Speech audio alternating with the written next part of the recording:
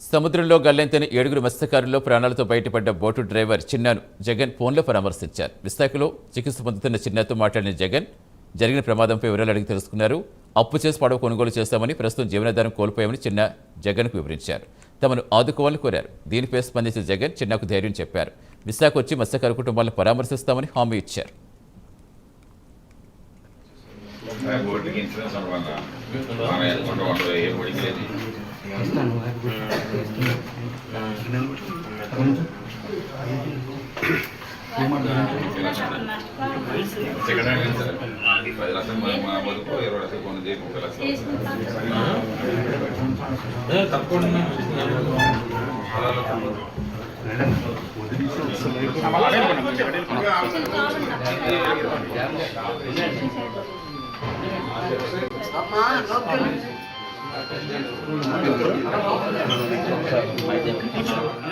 హెచ్చరిస్తా ఉన్నాను. ఇది క్లైమాటిక్ కండిషన్స్ పాడవడం వల్ల లేదంటే సైక్లోనా అనేది కాదు. బట్ వెదర్ అడ్వైజరీ కమిటీ మాత్రం మీకు అలారం చేసింది.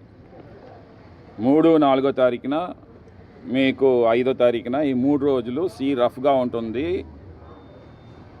హై వెలాసిటీ విండ్స్ వస్తాయి, అలాగే ఒక టొరంటల్ రెయిన్ కొండపోత వర్షం కురుస్తుంది అని జాగ్రత్తలు అటు ఇండియన్ కోస్ట్ గార్డ్కి పంపించింది, ఇండియన్ నేవీకి పంపించింది, విశాఖపట్నం పోర్ట్ ట్రస్ట్కి పంపించింది, at the same time fisheries డిపార్ట్మెంట్కి పంపించింది అన్నమాట.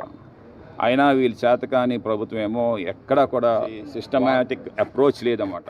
ఎక్కడ కూడా ప్రభుత్వం తాలూకా బాధ్యతారాహిత్యం, ప్రభుత్వ అధికారుల తాలూకా బాధ్యతారాహిత్యం, వైఫల్యం అన్నీ కనపడతా ఉన్నాయి.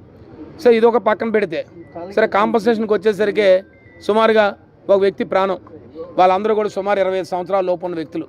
వాళ్ళకి ఇంకా సుమారు 100 సంవత్సరాలు 100 సంవత్సరాలు ఏ మనిషి అయినా బతకాలని కోరుకుంటాం. వాళ్ళ సుదీర్ఘమైన భవిష్యత్తు కానీ, వారి పిల్లల భవిష్యత్తు కానీ, కుటుంబ భవిష్యత్తు కానీ ఇవేవి పట్టినట్టు కనీసం విచారించకుండా, వాళ్ళ తాలూకా బాధితుల తాలూకు కుటుంబాలతో ఎవరో కూడా సమాసం కాకుండా కేవలం మంత్రి గారు వచ్చి ఓ 10 లక్షల రూపాయలు రెస్క్యూ ఆపరేషన్ క్లోజ్ చేస్తాం, మాకు ఎక్కడ ఐడెంటిఫై కాలేదని చెప్పి ఓ 15 లక్షల రూపాయలు ఇచ్చేసి వాళ్ళు వెళ్ళిపోయారు అంతే. ఇది ప్రభుత్వం తాలూకా విధానం.